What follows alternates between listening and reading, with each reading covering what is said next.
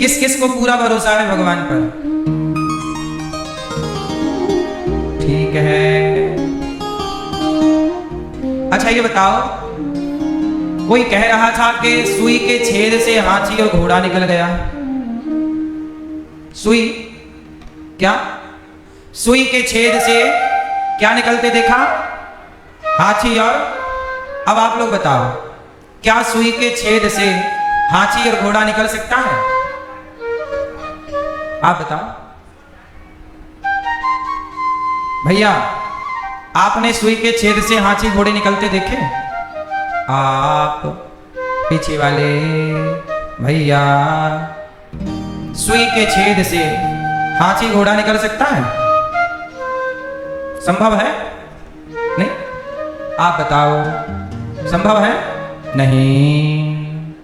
आप नहीं। मैया क्या बोलती तू? नहीं। आप बताओ, सुई के छेद से हाथी घोड़ा निकल सकता है? पीली मैया और बगल वाली बहन, निकल सकता है? आपने देखे? हाँ सुनो, भगवान श्री कृष्ण ने इतना सा मुंह खोला था तो पूरा ब्रह्मांड दिखाई पड़ा था। बोलो हाँ। जिनके इतने से मुख में सारा ब्रह्मांड समा सकता है, यदि वो भगवान चाहें तो सुई के छेद से हाथी और घोड़ा नहीं, पूरा संसार निकालना चाहें तो पूरी पृथ्वी निकल जाए। नहीं, जिनके इतने से मुख में पूरा ब्रह्मांड समा गया। ब्रह्मांड निकाया निर्मित माया, राम राम प्रतिवेद कहें। भगवान चाहे तो क्या नहीं हो सकता। अब देखो, भगवान ने चाहा तो बिना खंबे का सेतु बन गया। बिना खंबे का। भगवान ने चाहा तो हनुमान जी पहाड़ उठाकर ले आए लक्ष्मण जी के लिए, है ना? यदि आज के विज्ञान की दृष्टि से देखोगे तो कोई इंसान पहाड़ नहीं उठा सकता, लेकिन भगवान की कृपा से हनुमान जी ने उठाए कि नहीं? तो जिस परमात्मा की कृपा से एक छोटा सा बंदर पहाड़ उठा सकता है, जिनकी कृपा से एक बंदर समुद्र को छलांग मारकर पार कर सकता है, यदि वो कृपा करें तो सुई के छेद से हाथी घोड़ा कौन सी बड़ी बात है। इसलिए आप लोगों ने पहले क्या कहा? हमें पूरा भरोसा है भगवान पर, और फिर क्या कहा? नहीं, सुई के छेद से हाथी घोड़ा नहीं निकल सकता। ये सवाल हमने इसलिए पूछा कि देखें कि आपका विश्वास कच्चा है कि पक्का। ये आपके विश्वास की परीक्षा ली हमने, तो फेल हो गए कुछ लोग, यही फेल हो गए। मैया आप पास में कि फेल? गुलाबी मैया पास में? पास में? आपने कहा था हाँ पूरा भरोसा है भगवान पे, हाथ उठा के, और फिर बोली आप नहीं, सुई के छेद से तो हाथी घोड़ा निकल ही नहीं सकता। आप अपनी जगह बिल्कुल सही हैं, थोड़ा भगवान का भरोसा ही टेढ़ा नहीं। भरोसा क्या है? टेढ़ा। भगवान पर सबको भरोसा होता नहीं। भरोसा रावण जैसे ज्ञानी को नहीं हुआ। हुआ? हो गया होता तो इतनी माथा पच्ची ही नहीं होती। इसलिए भगवान के भक्त को क्या चाहिए? कैसा भरोसा? कैसा? बताओ कैसा भरोसा चाहिए? हैं?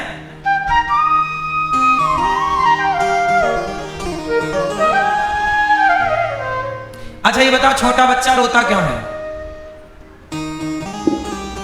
उत्तर दो। नहीं, आप सही कह रहे हैं पर उल्टा कह रहे हैं। छोटा बच्चा रोता इसलिए है क्योंकि उसे भरोसा है किस पर? कि रोएंगे तो कोई आएगा, मां आएगी दूध पिला देगी, तो वो भरोसे से रोता है, क्योंकि उसे और कुछ तो आता नहीं है। उसे और तो कुछ आता नहीं है, तो वो उसे गद्दा चाहिए, कंबल चाहिए, पानी चाहिए, रोटी चाहिए, कुछ भी चाहिए। मच्छर काट रहा है, वो उड़ा नहीं सकता, थप्पड़ मार नहीं सकता, वो रो सकता है। तो वो रोता है भरोसे से। किससे रोता है? भरोसे से रोता है कि मैं रोऊंगा कोई सुनेगा जरूर आएगा, और उसका भरोसा कामयाब है कि नहीं? छोटा बच्चा जैसे भरोसा करता है अपनी मां पर, चलो मां मर जाए किसी बच्चे की तो भी बच्चा रोता है, और रोता है झाड़ियों में पड़ा बच्चा, उसे भरोसा है कि मैं रोऊंगा तो कोई आएगा और मुझे झाड़ी से उठाएगा। जैसे उस बच्चे को भरोसा है अपने रोने पर, ऐसे आपको भी उस बच्चे की तरह भरोसा होना चाहिए अपने भगवान पर कि मेरे भगवान है ना, वो मुझे कभी किसी हाल में अकेला छोड़ेंगे नहीं। बच्चे की पुकार कोई तो सुनता है, ऐसे हमारी पुकार वो सुनेंगे क्यों नहीं? इसलिए भरोसा करिए। कौन सा भरोसा करेंगे? बच्चे की तरह, पक्का वाला। भरोसा भी दो तरह का होता है, एक कच्चा और एक पक्का। कौन सा भरोसा सही है? भगवान पर पूरा अटूट विश्वास। क्या विश्वास? जोर से। नरसिंह जी को भरोसा था कि भगवान आएंगे, और नानी बाई का मायरा भरने आए कि नहीं? बोलो। प्रहलाद जी को भरोसा था भगवान आएंगे, खंबा तोड़कर आए कि नहीं? शबरी को विश्वास था, घोर जंगल में रहती थी, घोर जंगल, लेकिन उस जंगल में बैठी शबरी को क्या था? क्या था? हाँ, भरोसा था। झाड़ू लगाती पूरे जंगल में, राम जी आएंगे, जंगल को जाऊंगी और जंगल में जाकर मीठे मीठे बेर लाऊंगी और बेरों का भोग अपने राम को लगाऊंगी। और वो झाड़ू लगाती इस भरोसे से कि कभी तो राम के दर्शन होंगे, और जब इस भरोसे से वो झाड़ू लगाई तो देखो भरोसे को खरा करने के लिए प्रभु आए कि नहीं? इसलिए आपका काम है पक्का भरोसा करना, और भगवान का काम है उस भरोसे पर खरा उतरना।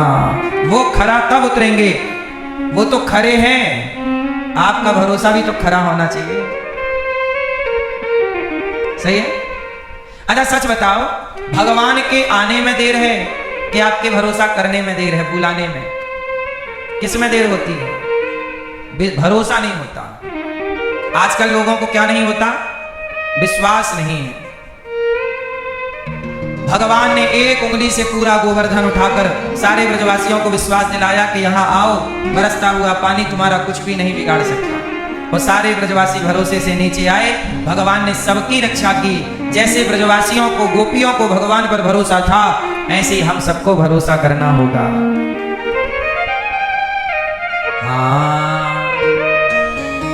पूरा है, हाँ पूरा है भरोसा, मेरी हार नहीं होगी। भगवान अपने भक्त को हारने नहीं देते।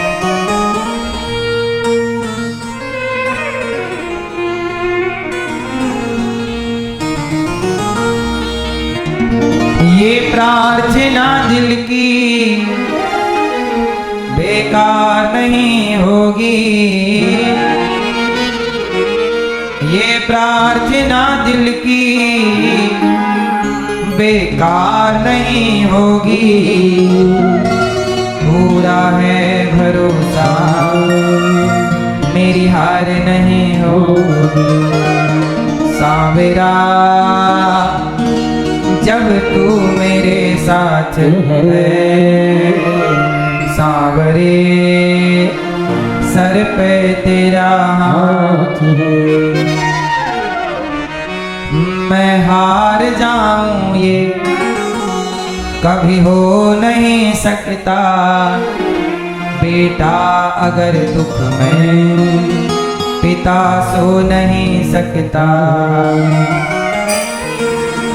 मैं हार जाऊं ये कभी हो नहीं सकता, बेटा अगर दुख में पिता सो नहीं सकता। बेटे की हार तुम्हें स्वीकार नहीं होगी, बेटे की हार तुम्हें स्वीकार नहीं होगी। पूरा है भरोसा, मेरी हार नहीं होगी सांवरे, जब तू मेरे साथ है सांवरे, सर पे तेरा हाथ है। भगवान पर भरोसा मां शबरी ने, द्रौपदी ने जब किया, ऐसी पक्का वाला भरोसा रखा करो, काम किया करो जगत का, भरोसा किया करो जगन्नाथ में। आप लोग क्या करते हैं, किसी लड़की पे भरोसा कर लिया, किसी लड़के पे भरोसा कर लिया, किसी रिश्तेदार पे भरोसा कर लिया, और वो आपके पैसे लेके चली गई या चला गया, धोखा दे गई या धोखा दे गया। आप रोते हो कि भगवान देखो हमने तुम्हारी इतनी पूजा की और देखो हमें धोखा मिला। आप लोग आरोप किसे लगाते हैं? भगवान का सवाल आपसे है। अब भगवान की तरफ से मैं आपको एक सवाल पूछता हूं, ये बताओ कि भगवान ने कब कहा कि तुम किसी लड़की पे भरोसा करो? भगवान ने कब कहा कि तुम किसी लड़के पे भरोसा करो? भगवान ने कब कहा कि तुम जगत पे भरोसा करो? भगवान सदा यही तो कहते हैं, पगले मुझ पे भरोसा कर। लेकिन आप हैं कि भगवान पे भरोसा नहीं करेंगे, पड़ोसन पे भरोसा कर लेंगे, और बाद में फिर गाते फिरेंगे कि दिल मेरा तोड़ दिया उसने, बुरा क्यों मानूं। बाद में आप रोते हैं कि उसने दिल तोड़ दिया, उसने धोखा दे दिया। भाई उस पर भरोसा करने को कहा किसने था? क्यों किया? जब चिल्ला चिल्ला के चीख चीख कर कह रहे हैं हमारे सनातन के आचार्य गुरुजन संतजन और शास्त्र वेद कह रहे हैं कि जगत भरोसे के योग्य नहीं है, तो क्यों करते हो? क्यों करते हो? चिल्ला के यही ना समझा रहे हैं तुम्हें कि संसार भरोसे के योग्य नहीं, लेकिन आप हैं कि आपको भरोसा जगत में करना है। जगत के साथ संबंध अच्छे रखो, जगत के साथ व्यवहार अच्छा करो, भरोसा पूर्ण भगवान पर होना चाहिए। मेरा भरोसा भगवान पर है, ईश्वर पे भरोसा कभी कम ना हो। अच्छा ये बताओ, हम आप पर भरोसा करेंगे, हमारा फायदा क्या है? आप अपने बेटे पे भरोसा करते हैं, क्या फायदा है? बेटे को संस्कार दे दो, टैलेंट दे दो, भरोसा करने की जरूरत नहीं। भरोसा करके भी पाओगे क्या? क्या पाओगे? क्यों? आप किसी पे भरोसा करिए, मान लो कि आपका है किसी पर भरोसा, तो भरोसा करके भी पाओगे क्या? नहीं। अच्छा ये बताओ,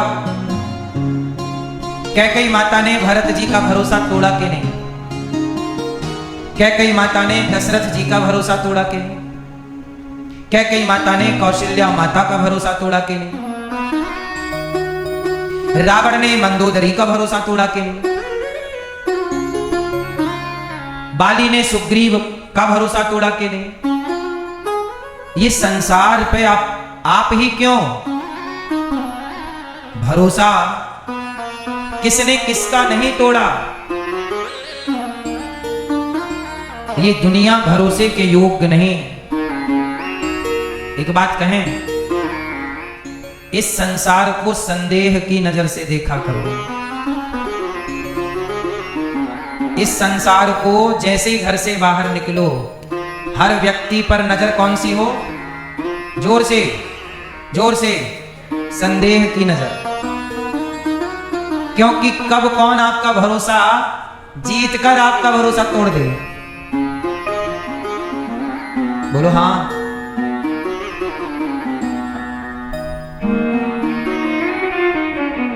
धुरंधर मूवी देखी कि नहीं? पाकिस्तान में जाकर सबका भरोसा जीत कर, और भरोसा टूटा कि नहीं? ऐसे आपके देश में भी तो कोई पाकिस्तानी आ सकता है धुरंधर बनके। आपके घर में भी तो कोई धुरंधर बनके आ सकता है। जो आपका भरोसा जीत के अयोध्या में कैकेयी धुरंधर के रोल में थी कि नहीं? सही बताओ, कैकेयी मैया अयोध्या में किसके अभिनय में थी? धुरंधर का यही ना रोल था? बोलो हाँ कि ना। कौन कौन सोच सकता था कि कैकेयी षड्यंत्र रच सकती है? कौन सोच सकता था कि मंथरा के भड़कावे में कैकेयी महाशक्ति, वो कैकेयी मां जिन्होंने राम को अपना दूध पिलाया, जिन्होंने राम को पाला पोसा नहलाया धुलाया, पुत्र से अधिक प्रेम, भरत जी से अधिक प्रेम, पर कैकेयी मां ने धोखा दिया कि नहीं? जोर से। फिर तो आपके घर में कोई धुरंधर नहीं हो सकता? बोलो। केवल हिंदुस्तान का धुरंधर पाकिस्तान जा सकता है, क्या कोई पाकिस्तान का धुरंधर हिंदुस्तान नहीं आ सकता? इसे इस एंगल से भी तो देखिए, कोई धुरंधर आपके घर में भी तो आ सकता है। इसलिए कहता हूं, इस संसार को विश्वास की नजर से नहीं, संदेह की नजर से देखा करो। जगत पर करिए संदेह और भगवान पर करिए अटूट भरोसा। पर उल्टा है, आप संसार पे करते हो भरोसा और भगवान पे करते हो संदेह कि भगवान है कि नहीं। पहले तो यही संदेह है कि है भी कि नहीं। आज पहले मैं आपका ये डाउट क्लियर कर दूं। चलो बात करते हैं, बताओ ईश्वर है कि नहीं, भगवान है या नहीं, किसको कंफर्म है? कैसे कंफर्म है कि ईश्वर है? क्या सबूत है आपके पास इस बात के कि ईश्वर है? आपको क्या लगता है भगवान है कि नहीं? सबूत दीजिए, ईश्वर होने के सबूत। ईश्वर है इस बात का क्या प्रमाण है आपके पास?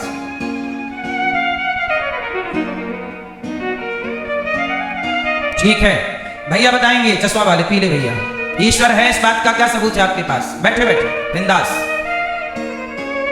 हम हैं, ठीक है, सही कहा आपने। चश्मा वाले भैया, आप ईश्वर हैं आप मानते हो? तो प्रमाण दीजिए, ईश्वर के होने का प्रमाण क्या है? क्या सबूत है आपके पास कि भगवान है?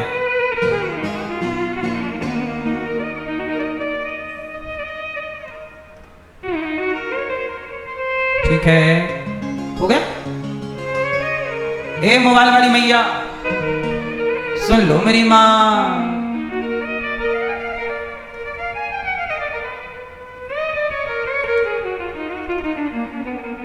सुनो, भगवान है इस बात का प्रमाण क्या है? तो मैं प्रमाण देता हूं कुछ, सुन लो।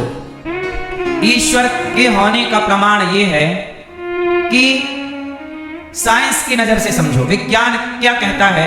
विज्ञान कहता है कि वस्तु है तो बनाने वाला जरूर होगा। जैसे ये माइक है तो इसे बनाने वाला जरूर होगा। आपने चश्मा पहना है तो चश्मा है तो बनाने वाला भी जरूर होगा। आपने कपड़े पहने, कपड़ा है तो बनाने वाला जरूर होगा। ऐसे चींटी है, हाथी है, कुत्ता है, बिल्ली है, ये सृष्टि है तो इस सृष्टि को बनाने वाला जरूर है। और जो है उसी का नाम भगवान है। उसे साइंस एनर्जी कहती है, साइंस उसे पावर कहती है। विज्ञान ने उसे क्या कहा? Power, energy.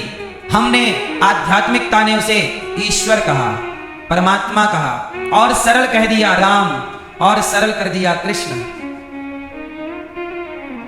वही परमात्मा है। उसी को, उसी एक शक्ति को मुसलमान अल्लाह समझते हैं, उसी शक्ति को ईसाई यीशु समझते हैं। तो शक्तियां सब समझते हैं, पावर को सब समझते हैं, पर सबकी अपनी भाषा अलग अलग है, सबका अपना स्वरूप अलग अलग है, सबकी मान्यता अलग अलग है। पर सबकी मान्यता अलग अलग है, पर मान्यता है सबकी। उस मान्यता का नाम सबका अलग अलग है। ठीक है, तो ईश्वर है, पहले ये कंफर्म कर लो कि ईश्वर है। यदि ना होता तो जरा बताओ कि आपके घर में कोई ना हो तो क्या आपका घर सुव्यवस्थित रह सकता है? फिर तो ये संसार कोई तो है जो समय पे बारिश करते हैं, समय पे गर्मी सर्दी बारिश ऋतुएं बदलती हैं, और हर ऋतु का एक अपना सुख है। वर्षा ऋतु है, ग्रीष्म ऋतु है, शरद ऋतु है, बसंत ऋतु है, हर ऋतु का अपना आनंद है। कोई तो है जो मौसम को बदल रहा है। अच्छा ये बताओ, अभी सर्दी थी, अब गर्मी आ गई, बारिश आ गई, कोई है तो चेंज कर रहा सब चीज। ये संसार सूर्य समय से आ रहे हैं, समय से जा रहे हैं। साइंस कहता है पृथ्वी अपनी धुरी पर घूम रही है, पृथ्वी अपनी धुरी पर घूम रही। तो ये बताओ भाई साहब, घूम तो रही है मान लिया, पर घुमा तो कोई रहा है। यदि कोई घुमाता नहीं तो घूमती कैसे? यदि पृथ्वी घूम रही है तो घुमाने वाला कोई है भैया? पृथ्वी घूम रही है तो इसे घुमाने वाला कोई है। इसी शक्ति को कहते हैं परमात्मा। और वो भगवान कितने विराट हैं कि जिस पृथ्वी पर हम रहते हैं ना, ऐसी भगवान की करोड़ों पृथ्वियां और हैं। साइंस भी इस बात को मानता है कि आकाश गंगाएं कितनी हैं, गिना नहीं जा सकता। और उस आकाश गंगा में, एक आकाश गंगा में हम पृथ्वी, इसका सूर्य अलग, चंद्रमा अलग, पृथ्वी अलग, अन्य ग्रह उपग्रह अलग अलग हैं। एक आकाश गंगा को समझ पाना कठिन है, ऐसी सैकड़ों आकाश गंगाएं। इसी बात को तुलसीदास जी ने रामचरितमानस में लिखा है कि ब्रह्मांड निकाया निर्मित माया, रोम रोम प्रति वेद कहे। वेद कहते हैं कि आपके जैसे शरीर में रोमे होते हैं और धूल उड़ रही हो तो आपके शरीर पर धूल के कण जब जमते हैं तो आपने कभी ध्यान से देखा हो, हर रोम पर आपके एक एक रोम पर एक एक धूल का कण धर जाता है ना? जैसे आपके रोमे पर एक धूल का कण टिका है, ऐसे भगवान के शरीर पर करोड़ों रोमे हैं और हर एक रोमे पर एक एक पृथ्वी है, एक एक ब्रह्मांड है। ये भगवान की विराटता है, इसलिए विराट है परमात्मा। भगवान कैसे हैं? अणोर अणियान महतो महीयान। छोटे से छोटे अणु परमाणु और बड़े से बड़े विशाल काय पर्वत, भयों पर्वताकार शरीरा। छोटे से छोटे और बड़े से तो भगवान है, इस बात की पुष्टि है। हमारे पास सबूत हैं ईश्वर के होने के। आपके पास सबूत हैं क्या ईश्वर के ना होने के? सबूत पेश करने होंगे। कुछ लोग कहते हैं हम ईश्वर को नहीं मानते। चलो नहीं मानते तो नहीं मानते तो ईश्वर के ना होने का प्रमाण तो दो। हम देंगे प्रमाण कि ईश्वर है, तुम दो प्रमाण की नहीं है। सही है? मैया कहां प्रमाण लेने चली? अच्छा आओ जल्दी लेके, मैं आती हूं अभी प्रमाण लेके।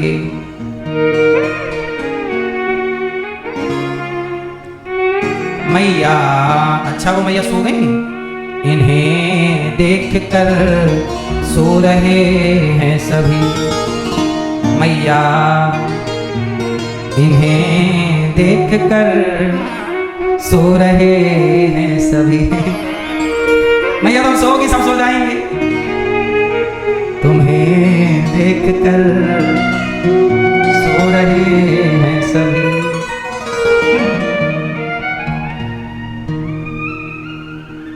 तो भगवान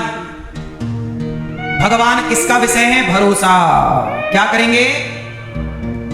आज भगवान श्री कृष्ण ने एक लीला की, गिरिराज जी को उठाया, पुनः स्थापित कर दिया और माना कि भगवान कहते हैं कि मैं सबका पहाड़ उठाने को तैयार हूं, बस आप निश्चिंत हो जाइए। तो भरोसा करिए भगवान पर। जगत के ऊपर भरोसा नहीं। जगत को किस नजर से देखेंगे? जोर से। किसी पर आंख बंद करके भरोसा मत करिए। कोई भी व्यक्ति आपको हानि पहुंचा सकता है। किसी पर भी भरोसा करके अपनी बेटियां किसी को मत सौंपिए। आज मुझे एक वीडियो मिली कि एक लड़की को पढ़ाने के लिए कोचिंग घर में उसके टीचर आते थे। वो उस लड़की के साथ दुर्व्यवहार करते, वहां उसको छूते टच करते, फिर लोगों ने पिटाई की। तो आपके घर में ही आपकी बेटी को कोचिंग पढ़ाने के बहाने कोई आके और उसको परेशान कर सकता है। ये बात सही है कि गलत है? और ये वाक्य आपने भी सुने होंगे बहुत सारे। इससे क्या पता लगता है कि कोई भरोसे के योग्य काम तो कराना है पर भरोसा के साथ नहीं। साहब आप अपना काम करिए और एक सिस्टमैटिक डिस्टेंस मेंटेन हो हर चीज का। सही है कि गलत है? आज का युग वो युग नहीं है कि आंख बंद करके आप भरोसा कर लें। सही है? कहते ना जरा सी नजर हटी और दुर्घटना। तो आपको चाहिए कि जगत को संदेह की दृष्टि से देखें और जगन्नाथ को श्रद्धा की दृष्टि से देखें। जगत संदेह से और जगन्नाथ श्रद्धा से देखे जाएं। भगवान में श्रद्धा की नजर हो और जगत पर जोर से संदेह की नजर। भरोसा करना है माता पिता पे करिए, पति पत्नी पे। अब पति पत्नी का भी कहने में थोड़ा संकोच है क्योंकि उसने किया तो था भरोसा, ले जाके पहाड़ से फेंक के आ गई, नहीं धक्का मार दिया। एक और पत्नी ने अपने पति को नींद की गोली खिलाई और सांप लाके डसवा दी। बोलो हाँ। फिर पुरुषों ने भी अत्याचार किए हैं। दहेज के चक्कर में स्त्री को जिंदा जला दिया, मिट्टी का तेल कैरोसिन डाल करके। तो पुरुषों ने स्त्रियों पर खूब अत्याचार किया, अब स्त्रियां भी बदला ले रही हैं अपना। तो भरोसे के योग्य अब कौन किसको कह दे, हम किसका नाम ले लें बताइए? पति का नाम ले लूं क्या? पत्नी का नाम ले लूं क्या? बेटे का नाम? बेटा भी आजकल मां को घर से निकाल दे रहे हैं। बेटियां भी, किसका नाम? बेटियां गौरी गोपाल में एक मां आखिरी सांस ले रही हैं, एक बेटी है देखने भी नहीं आ रही है। तो भरोसे के योग्य केवल भगवान है। आप मेरी बात से सहमत हैं कि नहीं? कितने लोग सहमत हैं कि भरोसे के योग्य केवल ईश्वर है? माता पिता भी उस लिस्ट में हैं। माता पिता भी भरोसे के योग्य हैं, नो डाउट। पर कुछ केसों में, अब जैसे कैकेयी भी मां है और हिरण्यकश्यप भी बाप है, लेकिन ये बाप ने बेटे के भरोसा तोड़ा, बेटे को जिंदा जलाना चाहा होलिका के गोद में बिठा के।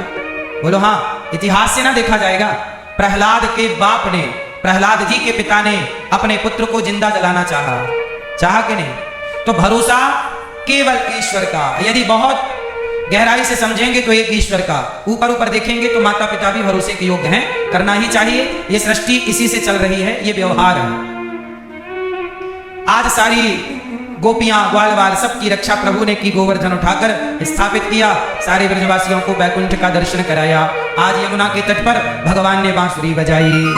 भगवान पिता रात्रि शरदोत्फुल्ल मल्लिका वीक्षरन्तुं मनश्चक्रे योग मायामुपाश्रिता। भगवान पिता रात्रि शरदोत्फुल्ल मल्लिका वीक्षरन्तुं मनश्चक्रे योग माया मुपाश्रिता।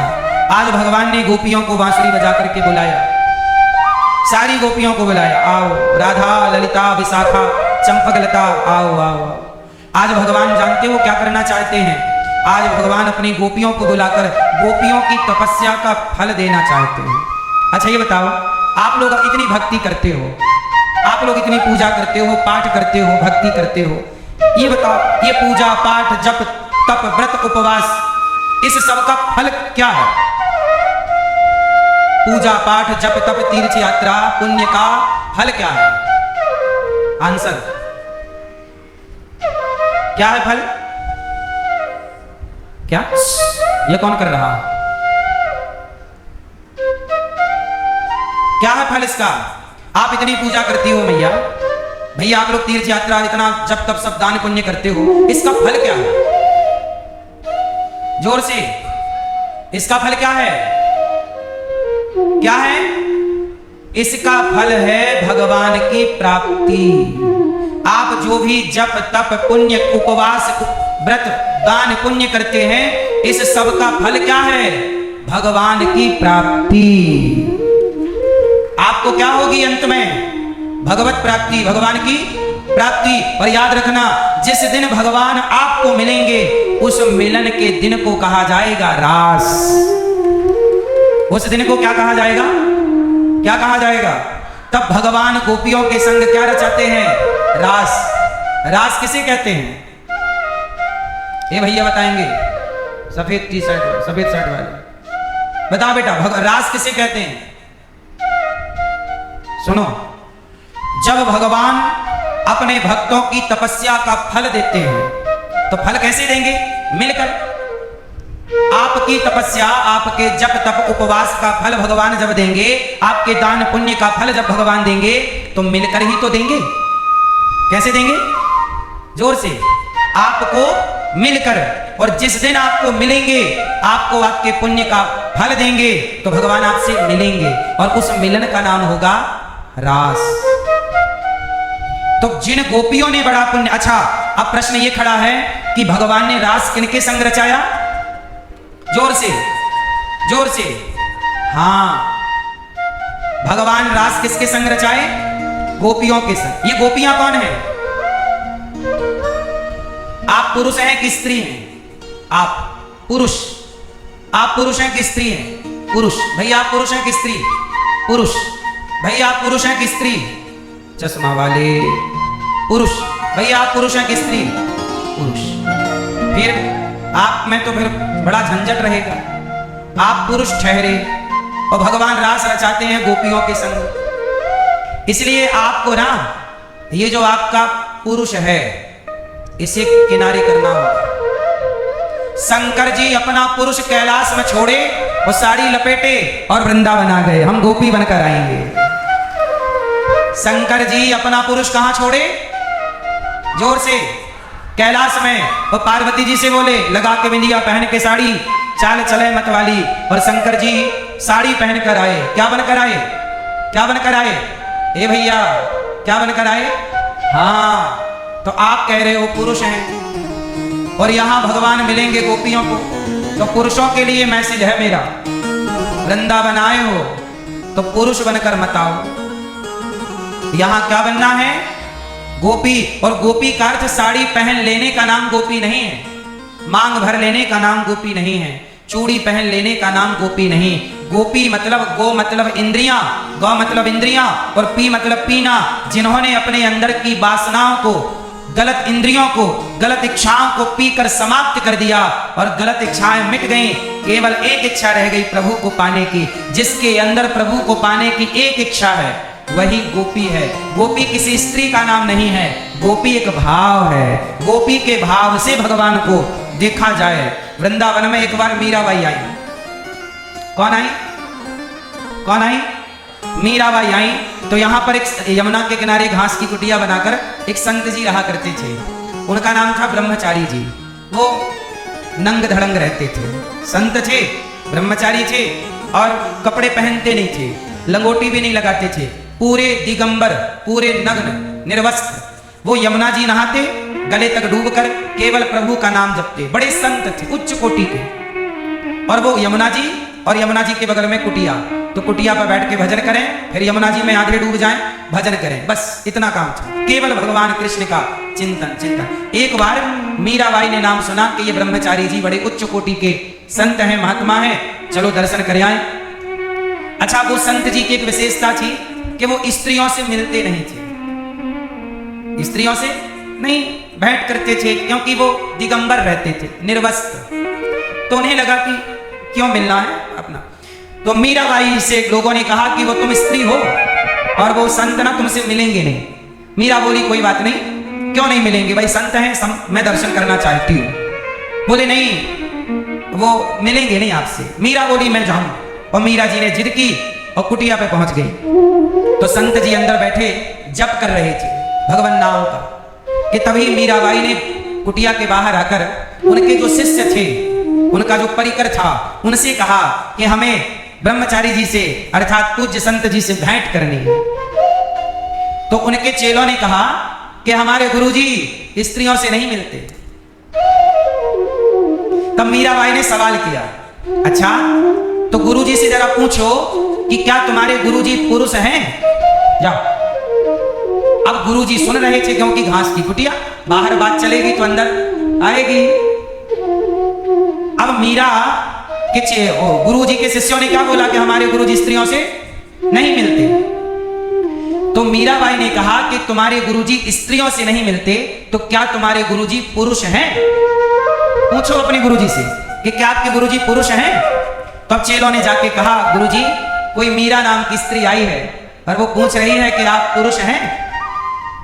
तो गुरुजी ने कहा, हाँ भाई हम पुरुष हैं, तभी तो स्त्री से नहीं मिलना चाहते।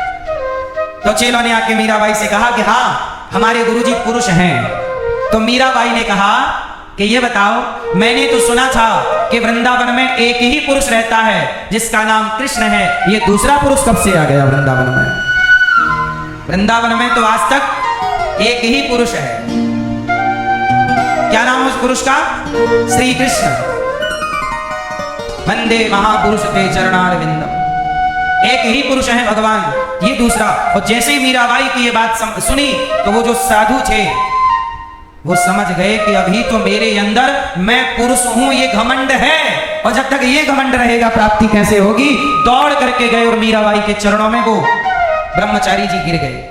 कहा, माता आपने मेरी आंखें खोल दी, मैं इस घमंड में था कि मैं पुरुष हूं। अभी मैं इस अहंकार से नहीं उतरा कि मैं पुरुष हूं, मैं स्त्री हूं। तो याद रखना, भगवान को वही पाएंगे जो ये विवेक खो दें कि मैं स्त्री हूं। आपको ये भुलाना होगा कि आप स्त्री हैं, और पुरुष को ये भुलाना होगा कि वो पुरुष है। स्त्री और पुरुष के अहंकार से नीचे उतरोगे तब प्रभु का दर्शन पाओगे।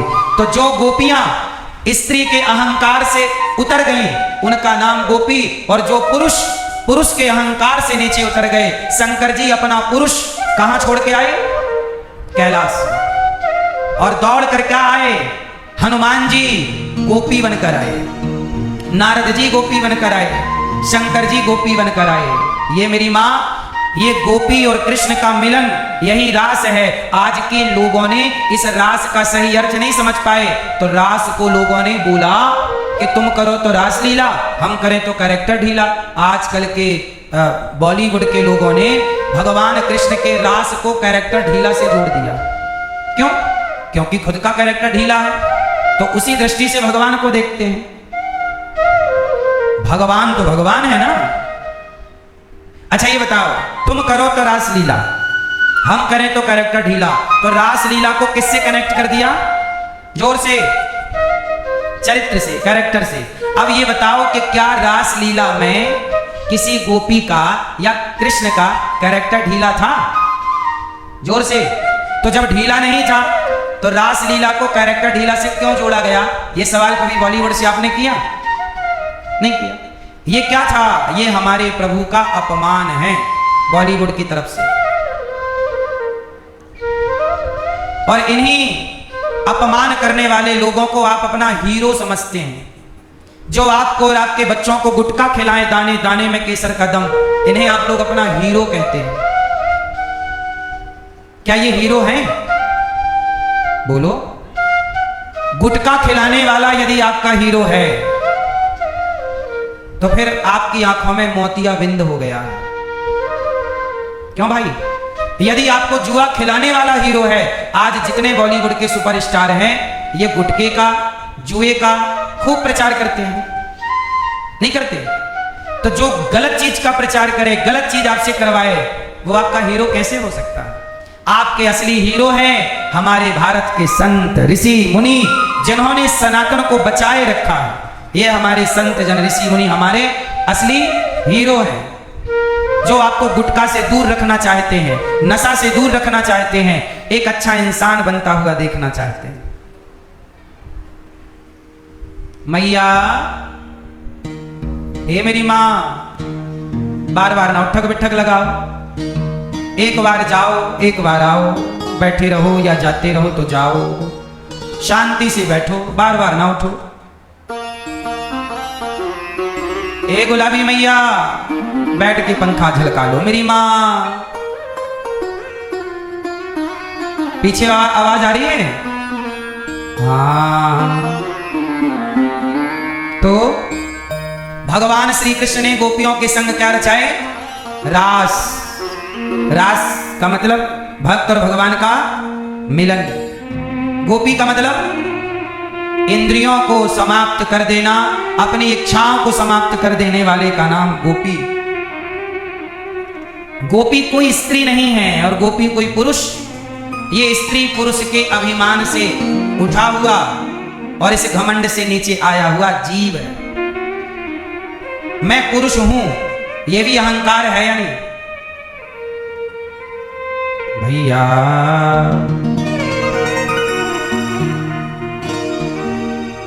अच्छा बताओ, आप स्त्री और पुरुष, आप स्त्री हैं, आप पुरुष हैं, आप अपने पुरुष के इस अहंकार से कब नीचे उतरेंगे?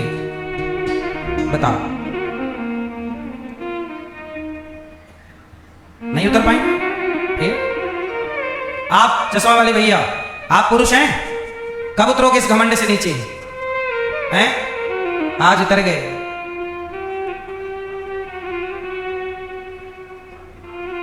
सही। घर में आके आप स्त्री हो जाते हैं, होना ही पड़ता। और स्त्री क्या हो जाती है?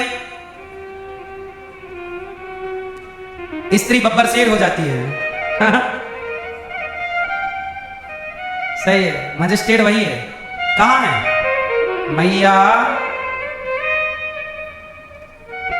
इतना सताती हो?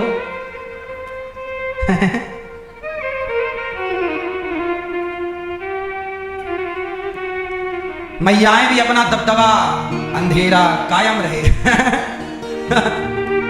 मैयाओं का अपना कायम है दबदबा, सम्राट किलबिस। क्या बोलता था सम्राट क्लिविस? अंधेरा ऐसे मैया भी बोल रही है, दबदबा कायम रहे।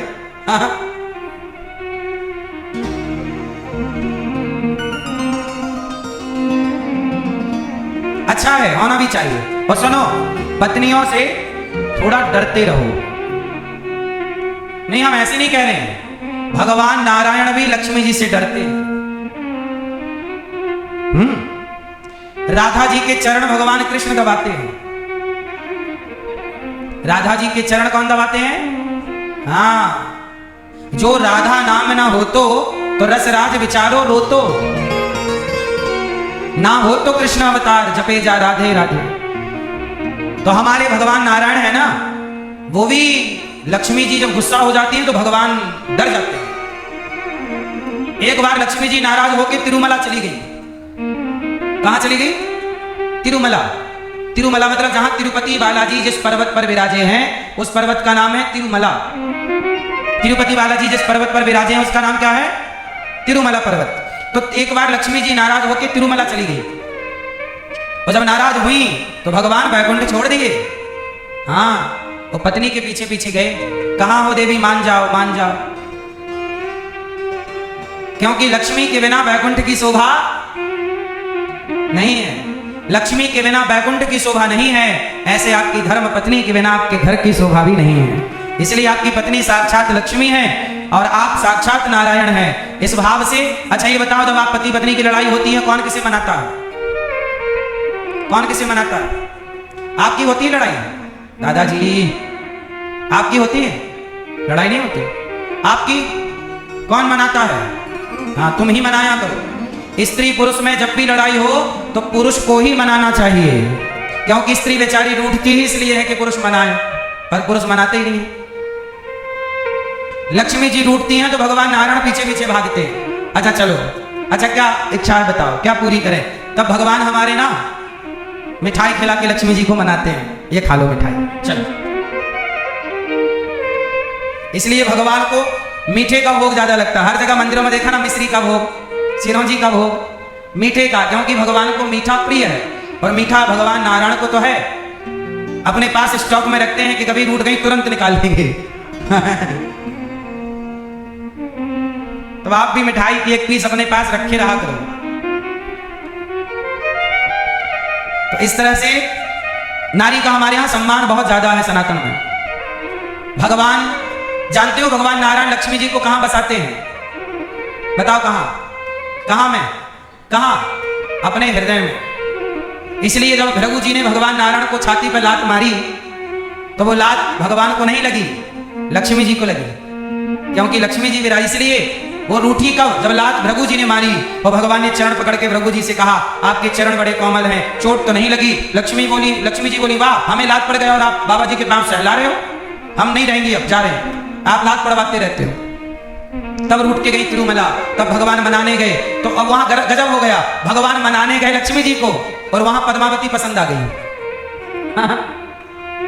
भगवान जी को कौन पसंद आ गया? पद्मावती जी। और पद्मावती जी से विवाह कर लिया। और जब विवाह किया तो लक्ष्मी जी और हमें मनाने आए, एक और घरवाली ले आए। ये गजब मना रहे हो। और जब वहां पे पद्मावती से विवाह किया, ये पद्मावती कौन है? मैंने कई बार आपको कथा सुनाई है विस्तार से। रावण ने जिन सीता को चुराया, रावण ने किनको चुराया? तो रावण ने सीता जी, अच्छा ये बताओ, रावण ने असली सीता जी चुराई कि नकली? छाया सीता। किनको चुराया? छाया सीता। तो जो छाया सीता थी, असली सीता कहां थी? अग्नि में वास था। असली सीता कहां थी?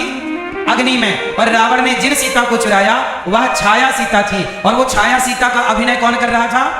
पद्मावती, जो आज इनका नाम था पिछले जन्म में वेदवती। ये ब्रह्मा जी की पुत्री हैं। क्या नाम है? वेदवती।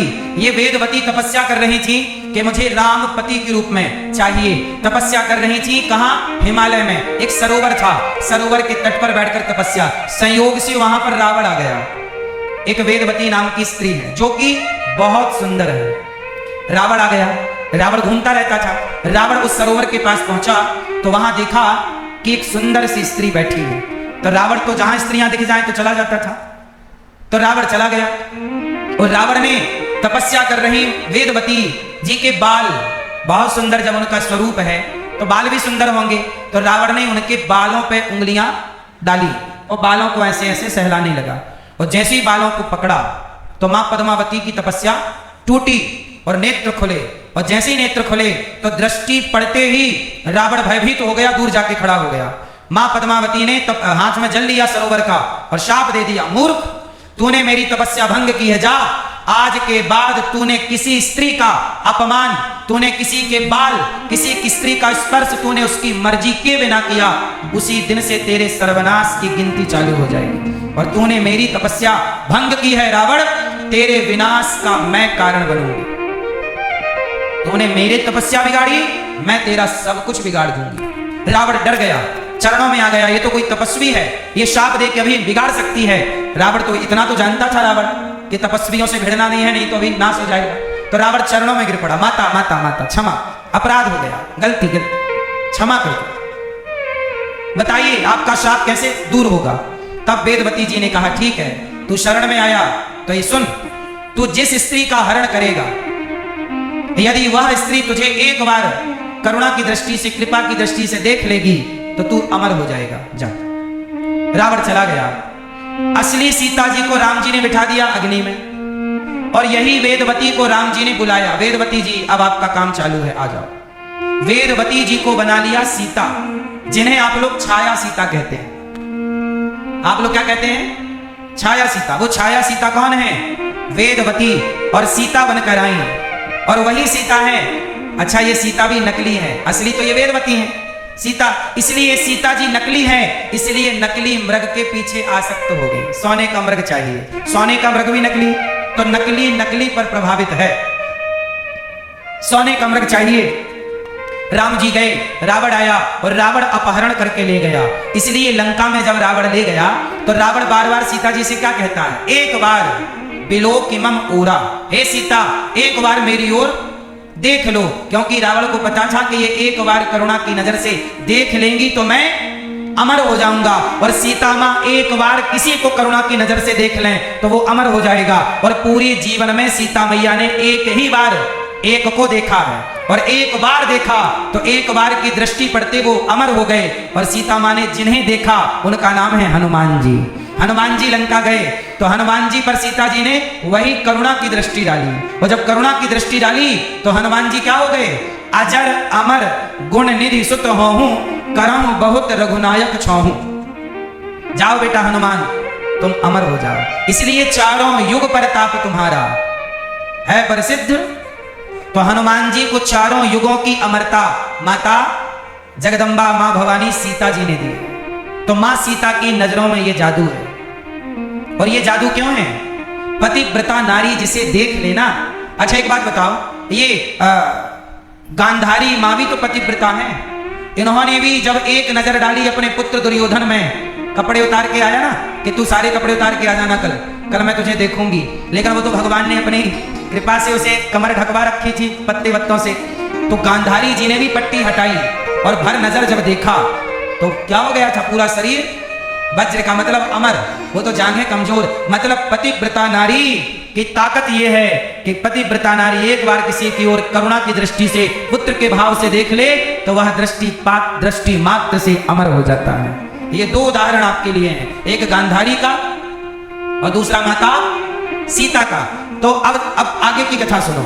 माता सीता जी ने अब हनुमान जी को अच्छा अमर कर दिया, हनुमान जी अमर हो गए। और रावण क्या कह रहा था? एक बार हमारी ओर देख लो। पर सीता जी ने रावण की ओर नहीं देखा। ये भारतीय नारी है, पराये पुरुष की ओर नहीं देखती, देखती है तो हनुमान जी को पुत्र की दृष्टि से देखा। यदि देखेगी तो किस दृष्टि से? पुत्र की, तुम मेरे बेटे हो या भाई या पुत्र या अपने पति के अतिरिक्त किसी और को, वो उस दृष्टि से नहीं। ये भारतीय नारी। तो ऐसी माता सीता।